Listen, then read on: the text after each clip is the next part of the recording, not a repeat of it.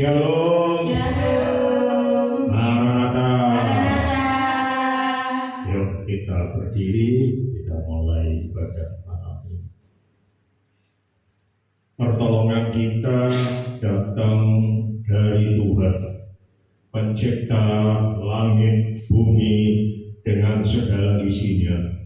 Tuhan yang memenuhi kita semua dengan seluruh kepenuhannya. Ibadah raya pada malam ini kita habiskan bersama-sama dengan penuh ucapan syukur di dalam nama Tuhan Yesus Kristus. Turunlah ke atas saudara-saudara sekalian dan terimalah dengan penuh iman yang sukacita Tuhan, rahmat, kasih karunia, kuasa dan damai sejahtera dari Tuhan Yesus Kristus. Amin.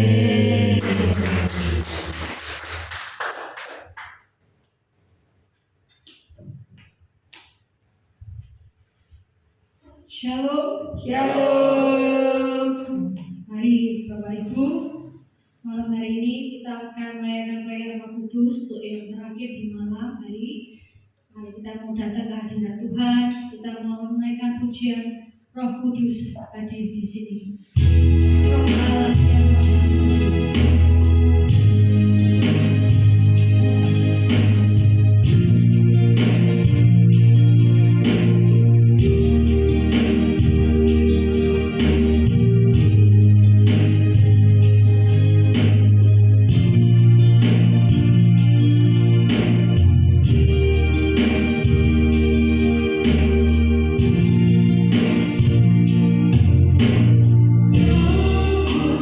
Kudus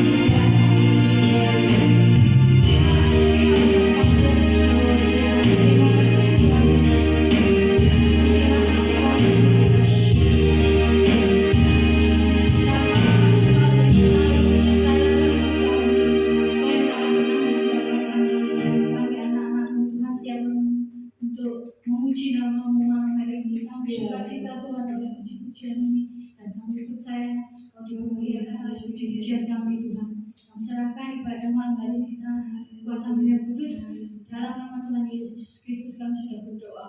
Haleluya. Amin. Sekali lagi shalom. Shalom. Ada sukacita. Amin. Hari ini mulai yang bagi Tuhan kita dulu. Haleluya. Haleluya. Satu kali sesuai yang Yesus kenal. Baik bagi kita. Tuhan Yesus baik. Kita ada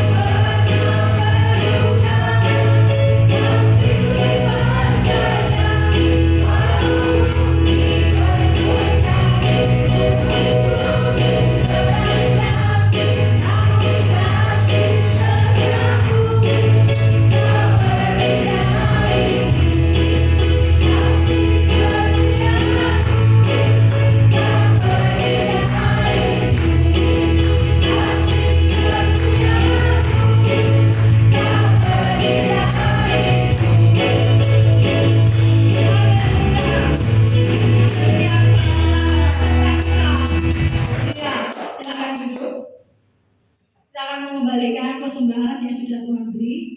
Kita akan berdoa terlebih dahulu. Bapa, kami mengucap syukur ya berkat Tuhan mengalir bagi kami anak-anak Tuhan, ya kami memberikan yang terbaik untuk kemuliaan-Mu di tempat ini. Terima kasih Tuhan Yesus, hanya di dalam nama Tuhan Yesus kami sudah berdoa.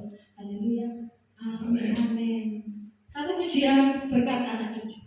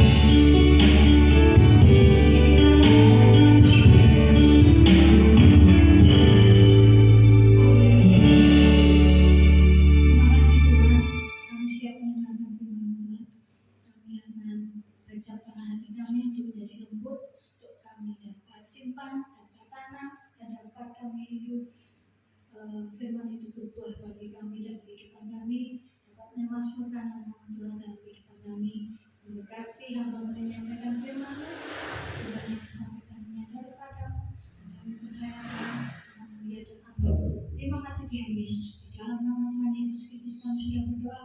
Haleluya. Amin. Waktu selanjutnya kami silakan Bapak Gembala.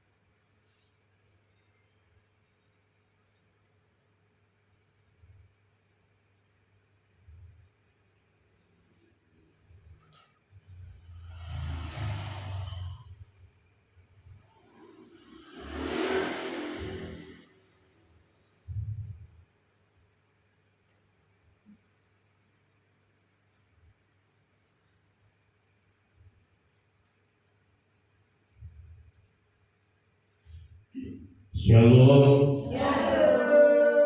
Maranatha. Puji Tuhan. Kemarin kita sudah belajar bersama tentang apa itu komunitas. Malam ini kita akan belajar bagaimana membangun komunitas. Bagaimana caranya membangun komunitas. Komunitas harus dibangun terus-menerus. Jadi tidak boleh kedek, ya setengah tahun lagi mulai lagi, tapi terus-menerus. Kalau pertemuan setiap minggu berarti terus-menerus dan gak akan bosan. Ibrani 10 ayat 24 sampai 25. Nanti ayatnya sudah saya siapkan. Kita terus ini ya. Komunitas bukan program atau tren, tapi gaya hidup Allah. Kemarin sudah ya, jelas. Komunitas bukan sekedar kelompok kecil. Pokoknya kelompoknya kecil. Ya. Sekarang kan modelnya kelompok 12 orang. Nah kegedean itu misalnya diskusi hanya jawab orang 1-2 menit saja. Kalau orang 25 sudah 50 menit. Tapi kalau 12 itu lebih, apalagi kalau bisa lebih kecil lagi. Tapi bukan kelompok kecil itu selalu disebut komunitas. Ya, jadi komunitas bukan soal kelompoknya besar atau kecil, tetapi menghidupi gaya hidup Allah dalam hidup kita.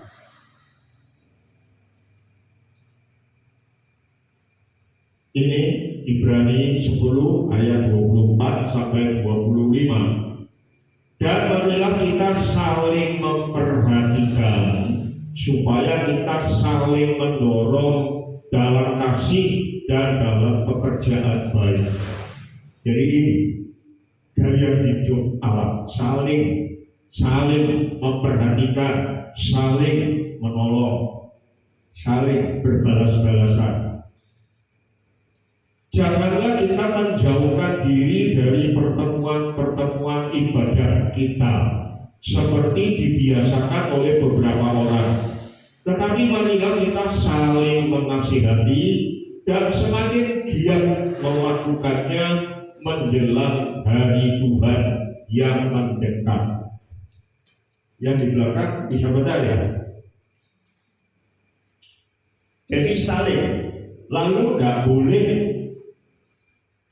Ya, bisa ya. Jangan menjauhkan diri. Ya, kepentingan sedikit menjauhkan diri dan seterusnya. Saling menasihati. Semakin giat itu berarti tambah. Biasanya seminggu bisa, wow, karena asik, nah bisa tambah. Giat berarti semangat, tidak pernah bosan, giat menjelang, apalagi menjelang kedatangan Tuhan yang kedua. Waktu kita sudah lama, saudara sudah lihat perang Israel dan sebagainya, itu tanda akhir zaman. Makin jelas, makin kelihatan.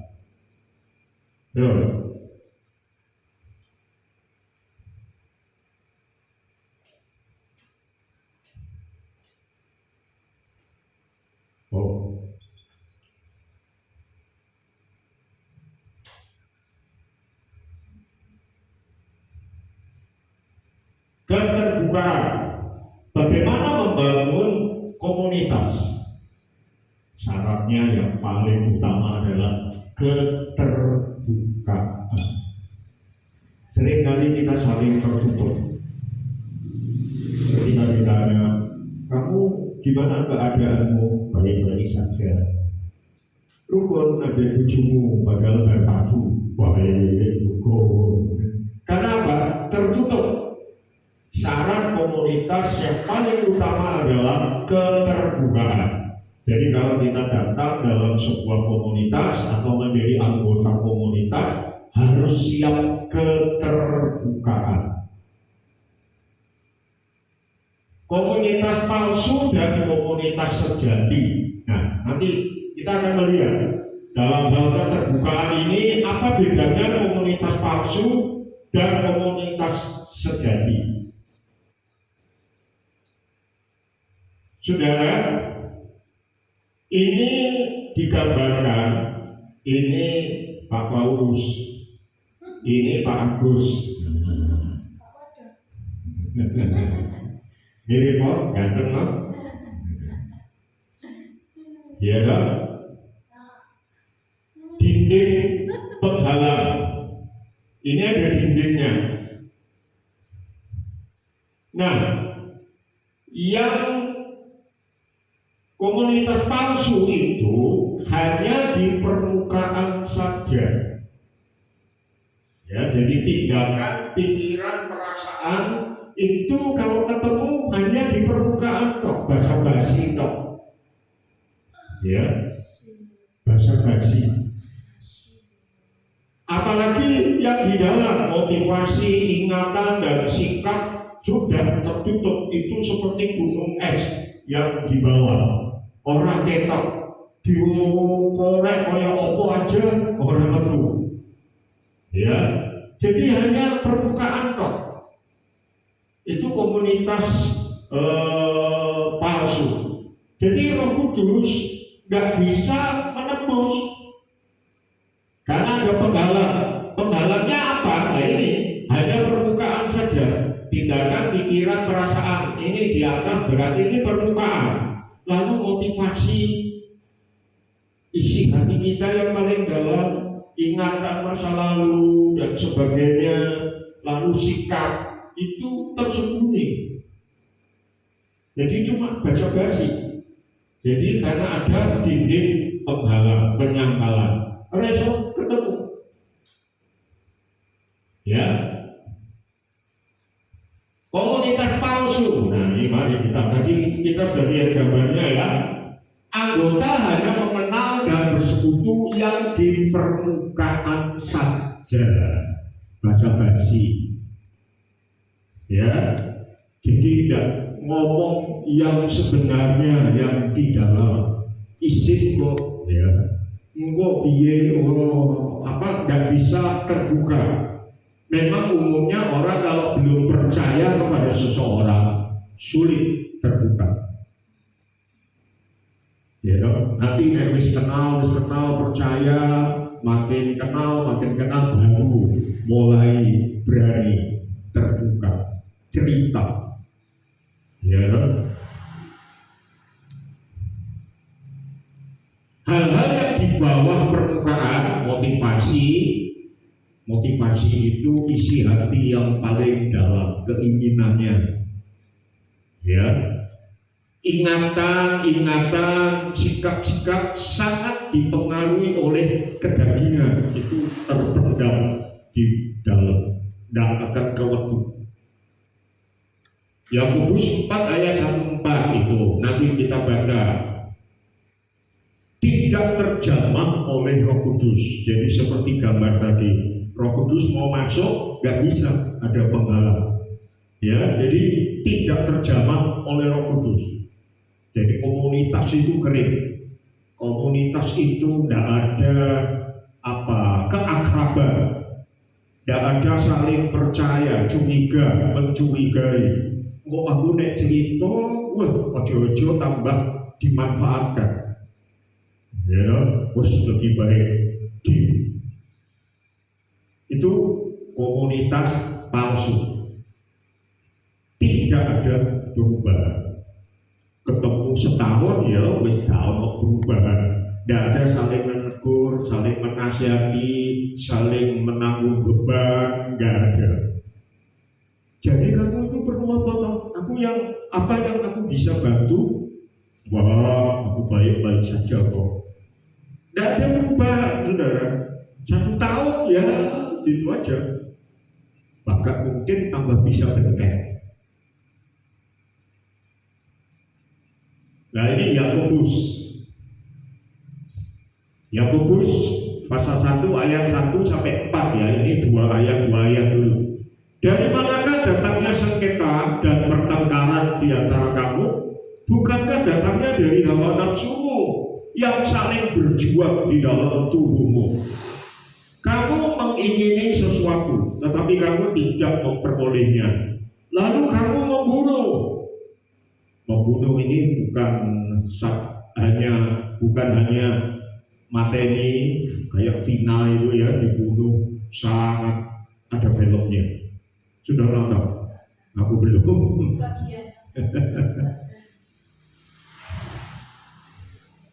Tapi membunuh karakter. Ya, karakternya dibunuh dengan sikap-sikap kita. Kamu iri hati, tetapi kamu tidak mencapai tujuanmu. Lalu kamu bertengkar dan kamu berkelahi. Kamu tidak memperoleh apa-apa karena kamu tidak berdoa.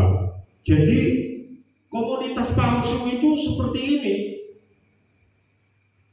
Jadi isinya tidak ada saling membangun, tetapi sengketa, pertengkaran. Ya, geger. Wah, tambah kegiatan banyak di gereja, tambah musuhnya. Ya, oleh karena itu jangan kaget saudara, di dalam pelayanan tidak jarang orang sebelum melayani itu ngertinya gereja apa gitu ya. Karena tidak kenal satu sama lain. Tapi tidak sudah melayani, si aku itu mutungan ya. Ini kecentok sithik aku semua lah pelayan berapa kodok melayani. Akhirnya makin lama makin kecewa. Terus orang melayani. Ya itu komunitas palsu. Karena tidak mau saling membuka diri. Tidak ada keterbukaan.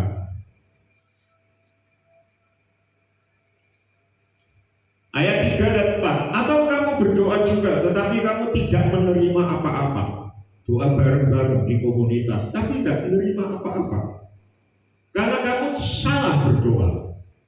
Sebab yang kamu minta itu hendak kamu habiskan untuk memuaskan hawa nafsu. Hei kamu orang-orang yang tidak setia, Tidakkah kamu tahu bahwa persahabatan dengan dunia adalah permusuhan dengan Allah? Jadi barang siapa hendak menjadi sahabat dunia, ini ia menjadikan dirinya musuh Allah. Jadi masih duniawi, saudara. Jadi dalam komunitas itu tidak saling membangun, tetapi justru tidak menerima apa-apa. Nah, kembali ke tadi. Yang tadi kan ada penghalang ya. Karena apa? Permukaan saja. Nah, sekarang sudah terbuka. Komunitas saling membuka diri. Masa lalunya tidak ditutupi, kalau pas ada kesalahan tidak ditutupi, minta didoakan, minta diampuni, dimaafkan dan sebagainya. Jadi tembok penghalangnya sudah ada, sehingga tindakan, pikiran, perasaan, motivasi, ingatan dan sikap bisa terbuka tanpa dinding penghalang, terbuka,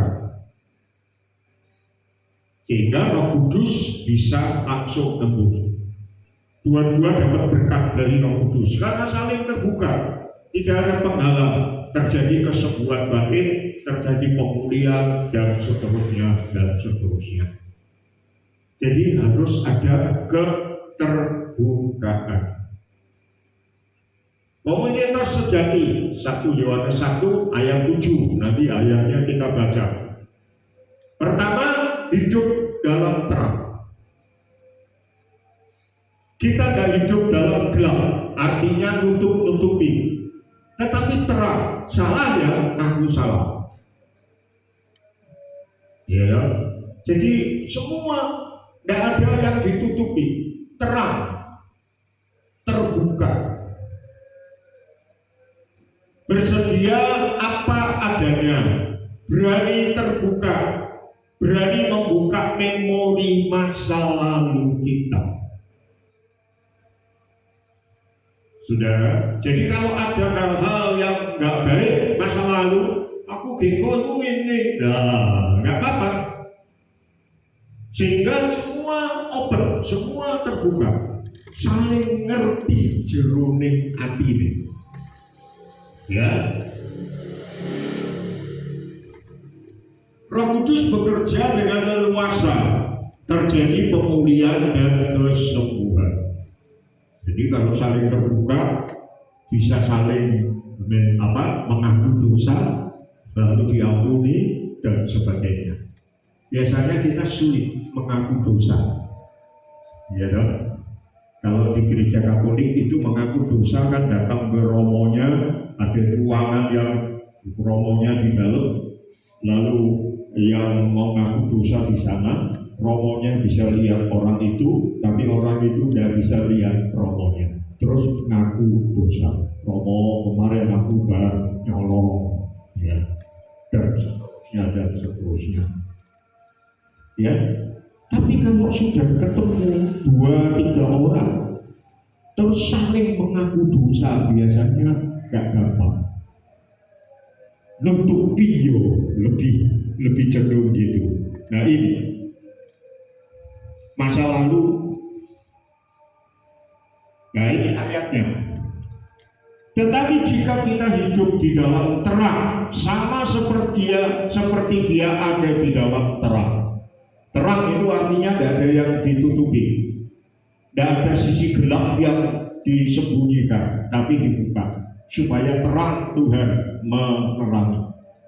Ya, maka kita beroleh persekutuan seorang dengan yang lain, dan darah Yesus anaknya itu menyucikan kita dari segala dosa.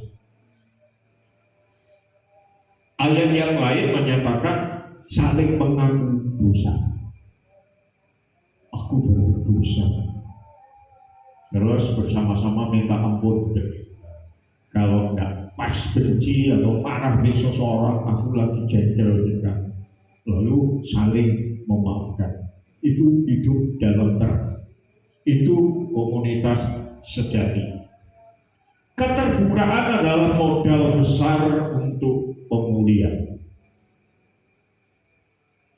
Sudah, keterbukaan. Lewat keterbukaan terjadi pemulihan.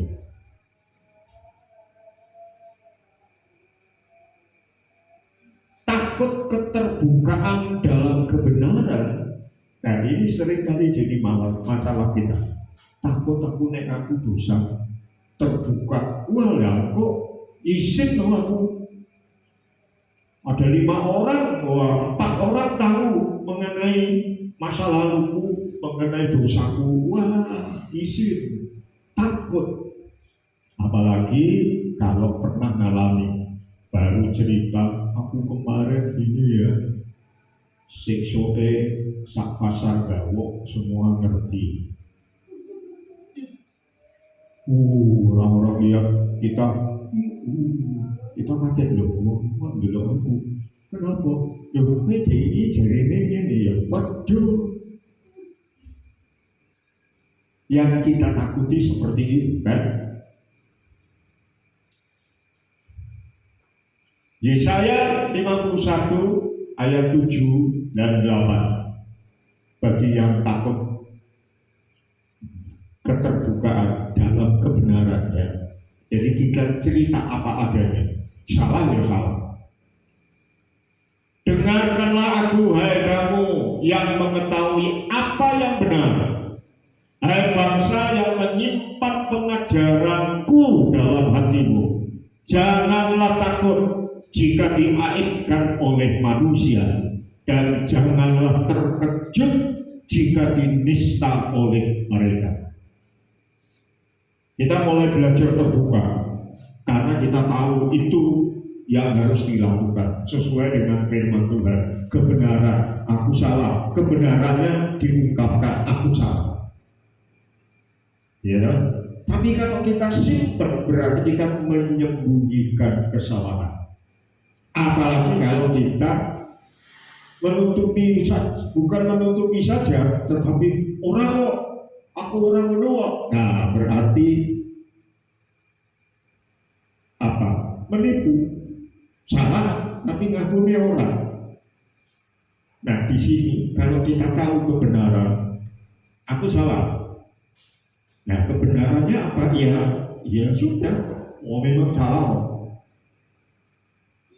Lalu bersama-sama didoakan. Nah, kita tidak perlu takut, saudara. Memang bisa saja, kemudian janganlah takut jika diaibkan oleh manusia, dan janganlah terkejut jika dinista oleh mereka. Maksudnya ayat ini apa? Ketika kita terbuka karena kebenaran Tuhan, lalu kita diaibkan, dinista, yaitu tadi cerita.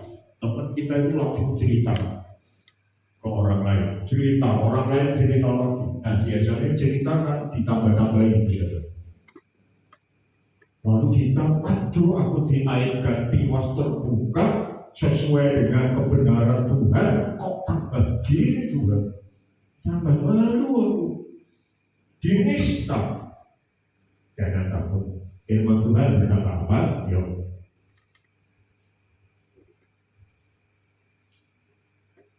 Masih Yesaya tadi ayat 7, ini ayat 8. Bagi orang yang mengaibkan kita, bagi orang yang menista kita, ini sebab lengan akan memakan mereka seperti memakan pakaian, dan gegar akan memakan mereka seperti memakan kain bulu domba. Tetapi itu bagi yang mengaibkan kita, yang menista, Tuhan yang membela kita. Ya. Tetapi keselamatan yang daripadaku akan tetap untuk selama-lamanya, dan kelepasan yang kuberikan akan lanjut dari keturunan kepada keturunan. Saudara tidak perlu khawatir. Tuhan membela engkau, mereka yang mengaibkan, mereka yang menista kita berurusan dengan Tuhan. Tetapi saudara akan mengalami yang bagian itu. Keselamatan yang daripadaku akan tetap untuk selama-lamanya. Dan kelepasan yang diberikan akan lanjut dari keturunan kepada keturunan. Jadi jangan takut keterbukaan, jangan takut diaibkan. Saya lupa ayatnya di mana, tetapi ada banyak dukungan penafsiran ayat itu bahwa kalau kita dinista seperti itu dan kita diam, maka yang menista akan lebih berat persoalannya dengan Tuhan. Sehingga kalau kita dinista, orang berarti atau itu dilabrak, kamu mesti cerita ya ini ya, ternyata bohong kan. Kalau itu sudah selesai, kita cuma tawuran aja, urusannya nggak bar.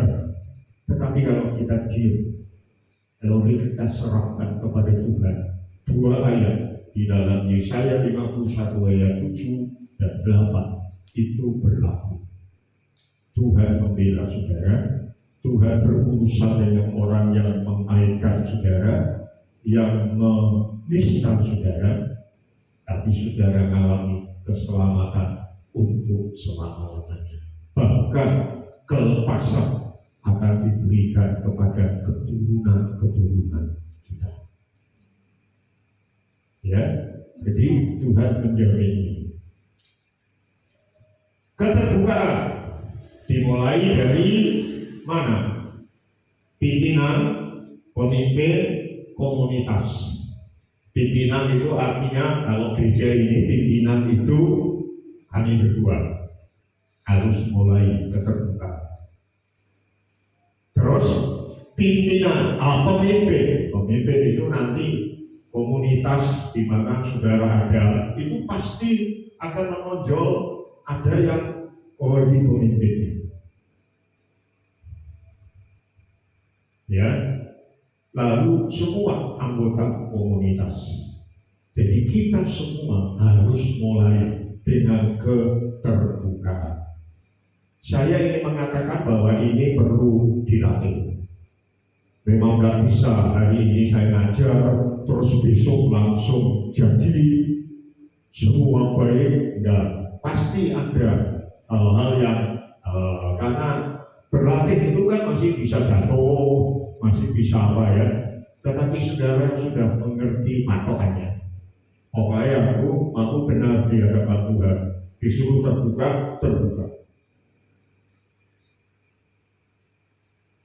Membangun persahabatan. Sahabat seperti apa yang benar-benar saya inginkan supaya saya bisa terbuka. Nah ini saudara bisa renungkan di bawah bulan. Terus saudara pikir, kira-kira aku pilih sahabat itu yang bagaimana ya? Yang aku bisa terbuka. Ya, dihumuri. Saya tidak ingin kita diskusi. Diskusi bahaya 40 menit saja. Ya, kita akan sepakat malam ini 1 jam.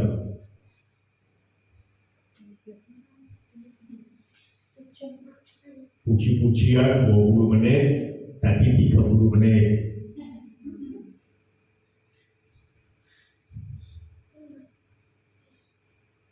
Soalnya kadang-kadang kalau janjian waktu itu, saya bisa lama itu saya khotbah. Ujiannya 45 menit, bisa sampai 1 jam, ada kesaksiannya 2 orang, ada lagi 3 orang. Nah, ujiannya bisa 1 jam. 45 menit, aku sore lihat itu. Lah, saya khotbah kan tak waktu nih sudah. Barang saya khotbah 1 jam, ujian 1 jam kan adil, betul. Nah, saya bisa ngomong, cukup bagus. Gak apa-apa. Ini menurut saudara, sahabat kayak apa yang saudara inginkan?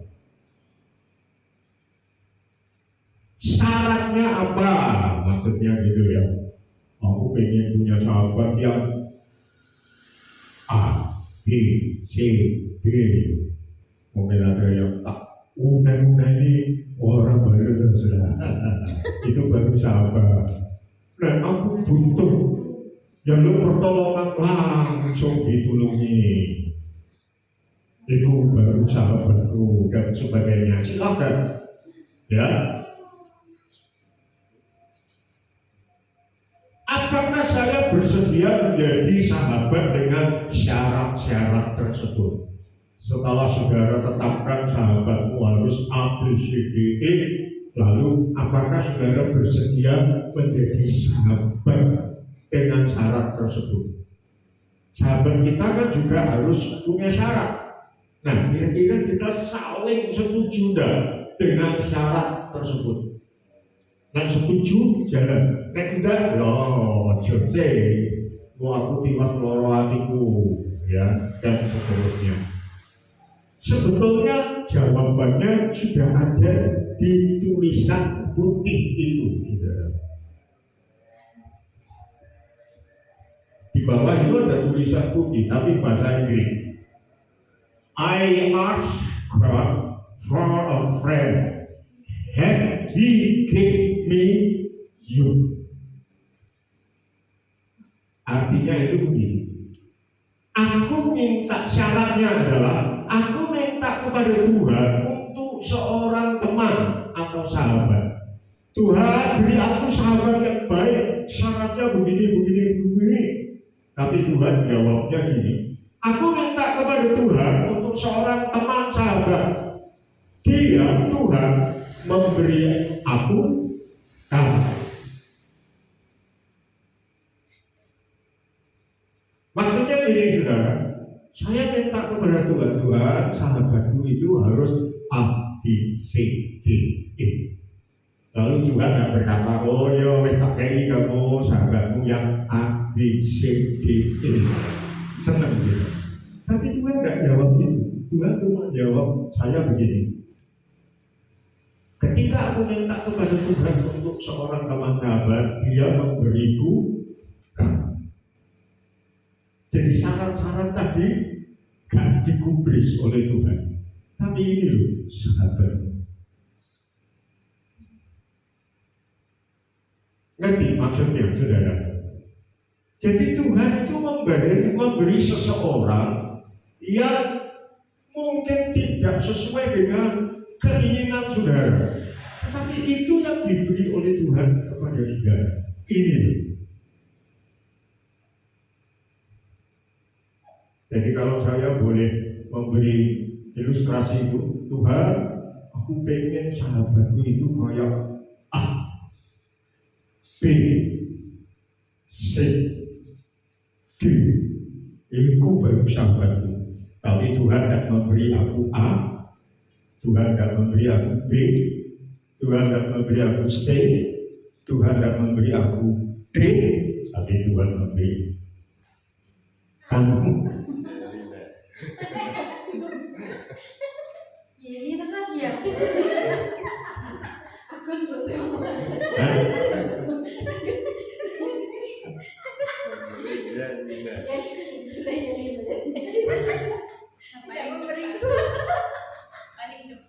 Artinya saudara, Tuhan ingin kita bersahabat dengan siapapun tanpa menuntut syarat-syaratnya. Karena apa? Tuhan juga bersahabat dengan kita tanpa menuntut Paulus harus gini. Ketika saya masih berdosa, Tuhan itu sudah menjamah saya, sudah mengampuni dosa saya. Apalagi ketika saya sudah dibenarkan. Tuhan bisa bersahabat dengan Matius pemungut cukai. Tuhan bisa bersahabat waktu itu sebelum Yudas mengkhianati menjual dia, bisa sahabat dengan Yudas. Nah, kalau saya jadi kayak Tuhan. Aku kan, Yudas dikek aku, Petrus dikek aku, tetapi itulah yang diberikan kepada saudara. Dan saya yakin apa yang diberikan oleh Tuhan itu pasti Tuhan punya maksud. Nah, kita bersyukur saudara, di gereja ini sahabat kita banyak kan. Tuhan berkata, kamu pilih-pilih dong sahabatmu. Tuhan memberiku kamu. Tuhan memberiku kamu. Tuhan memberiku kamu. Tuhan memberiku kamu. Jadi semua ini menjadi kamu bagi kamu. Tuhan memberikan kamu. Tuhan memberiku kamu. Tuhan memberiku kamu. Ngerti maksudnya ya? Jadi jangan pilih-pilih. Kita harus bisa bersahabat dengan kamu. Kamu sama seperti Tuhan juga bersahabat dengan aku. Amin. Membangun persahabatan ya. Persahabatan yang baik adalah persahabatan yang memerlukan waktu membangunnya dan yang bertahan sampai akhir kehidupan. Jadi itu persahabatan yang baik. Saudara butuh waktu untuk membangun. Jadi harus dibangun terus. Harus dibangun terus. Dan Tuhan, kita buka hati Tuhan, Roh Kudus berkati persahabatan kami sehingga tadi terjadi semua tembok penghalang kita tidak hanya di permukaan tok, ya dong, ketok ape di permukaan asal baik-baik saja, tetapi disimpan di dalam. Saya tidak ikut-ikutan mendiskreditkan orang Solo, orang Jogja, atau orang Jawa. Karena sering kita mendengar orang Solo itu belakonan, ngarepe mulus, tapi burine enggak. Kita mau bersahabat seperti tadi, ya dong, luar dalam. Yang di luar dan yang di dalam hati sama. Amen. Maka kita bisa jadi aku dan kamu. Aku dan kamu. Pertemuan secara fisik Pagi 18, ayat 19 sampai 20 sudah kita baca kemarin. Tuhan hadir di antara kita. Kalau 2 atau 3 orang berkumpul dalam namaku, sepakat, aku ada di tengah-tengahnya. Kalau kita bisa beraku dan berkamu dengan baik, Tuhan ada di tengah-tengah kita. Cuma seringkali kita tidak bisa lebih akrab sehingga kita bisa beraku dan berkamu. Ya, kita tidak bisa saling mengerti yang di dalam kita. Kamu ya kamu, aku ya aku. Tetapi kalau bisa beraku dan berkamu, bebanku juga bebanku, bebanku juga beban kamu. Maka saya yakin kita sudah mulai masuk dalam kondisi persahabatan yang sejati, komunitas yang sejati. Tuhan menjamah dan melawan kita. Minta apa yang kamu ikat di bumi akan terikat di surga. Yang kamu lepaskan di bumi terlepas di surga. Artinya ketika Tuhan hadir di antara kita, karena kita bisa beraku berkamu semua, maka Tuhan hadir, Tuhan menjamah dan melawan kita. Sehingga ketika kita bareng-bareng berdoa, apa yang kita ikat di bumi bersama-sama terikat di surga. Apa yang kita orangkan, lepaskan di bumi, terlepas di surga. Artinya aku dan kamu itu bukan begini. Aku, kamu, tetapi bisa beraku, berkamu. Betul. harus sepakat. Ikat sesuatu, terikat di surga. Bukan lepaskan sesuatu, terlepas di surga. Berarti Tuhan menjaga dan melawat kita. Ini ayatnya. Pertemuan dalam roh, bersekutu dalam roh. Tuhan tinggal diam di antara kita.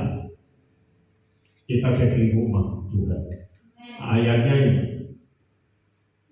Sebab aku sekalipun secara badani tidak hadir, tetapi secara rohani hadir. Aku sama seperti aku hadir, telah menjatuhkan hukuman atas dia yang telah melakukan hal yang semacam itu. Bila mana kita berkumpul dalam roh, kamu bersama-sama dengan aku, dengan kuasa Yesus Tuhan kita. Waktu itu Rasul Paulus tidak ada, tapi dia hadir di dalam roh. Saudara, waktu itu di Korintus terjadi sesuatu yang memalukan. Ada orang yang hidup dengan istri ayahnya. Itu dosa zaman dulu sudah ada, dan itu sangat membuat Paulus sedih. Tapi orang-orang itu sombong. Kok bisa anak hidup dengan istri ayahnya? Barangkali ayahnya kawin lagi untuk bujuno seusia anaknya. Nah, terjadi affair antara anak dan ibu tiri kita. Itu di Korintus seperti itu. Tapi orang Korintus sombong. Hal-hal seperti itu ditutup-tutupi dan diselesaikan. Lalu Paulus berkata, secara roh aku hadir dan akan menghukum orang itu. Tetapi dengan yang lain dia berkata, bila mana kita berkumpul dalam roh, kamu bersama-sama dengan aku, dengan kuasa Yesus Tuhan kita. Bila kita berkumpul, aku dan kamu saling mengerti satu sama lain, berkumpul dalam roh, maka aku dan kamu bersama-sama dengan kuasa Yesus Tuhan. Paulus, kamu, jemaat, kamu bersama-sama dengan aku, Paulus, dengan kuasa Yesus Tuhan. Kita tadi bersahabat kan, Tuhan memberi kita siapa? Kamu. Sehingga kalau saya bahasakan sekarang, aku dan kamu, aku dan kamu, aku dan kamu berkumpul bersama-sama dengan kuasa Yesus Tuhan. Ya, selesai. Pastor.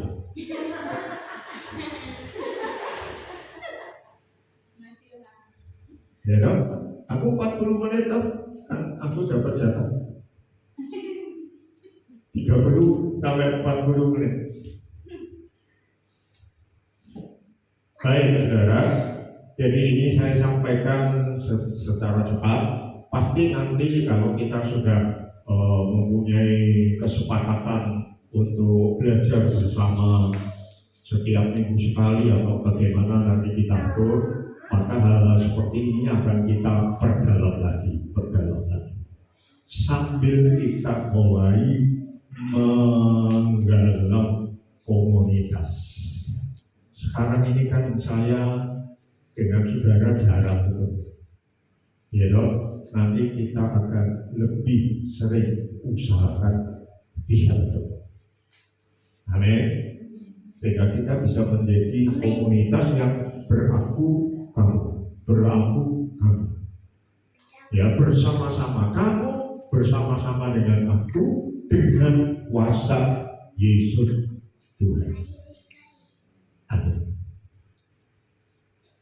Yuk kita berdoa.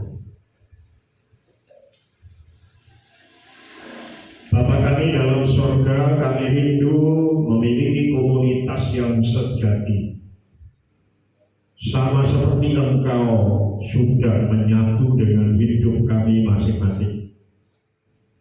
Jadikan kami sebagai aku dan kamu yang semakin akrab, sehingga aku dan kamu bisa berkumpul bersama-sama dengan kuasa-Mu ya Tuhan Yesus. Aku dan kamu yang ada dalam komunitas jemaat di tempat ini akan menjadi satu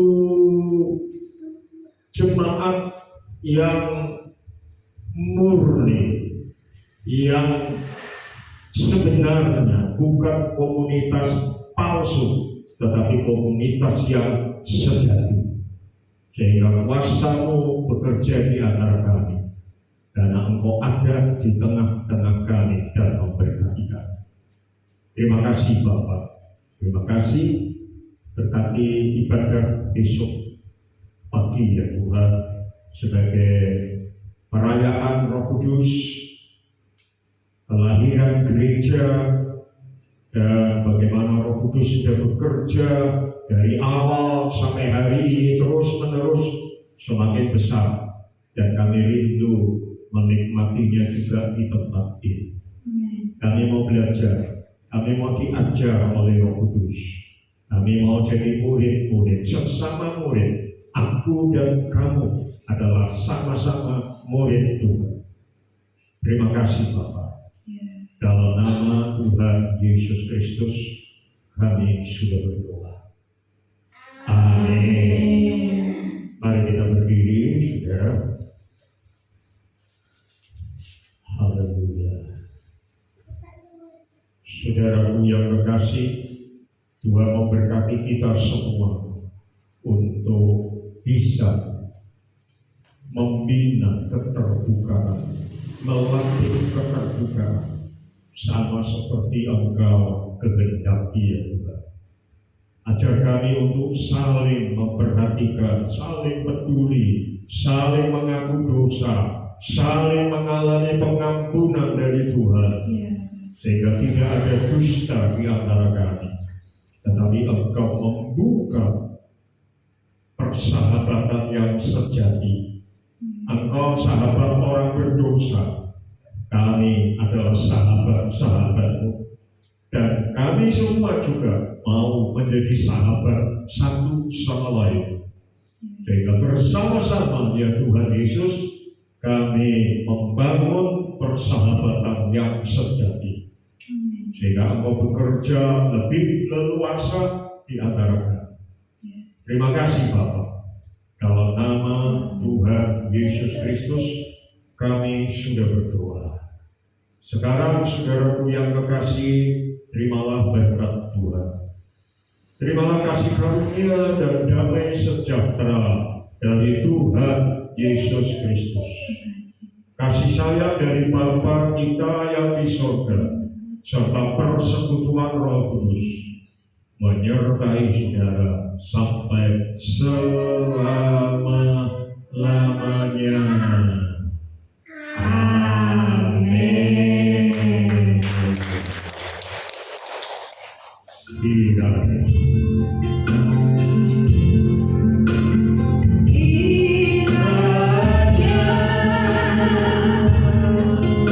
Engkau memberkati aku berlimpah-limpah.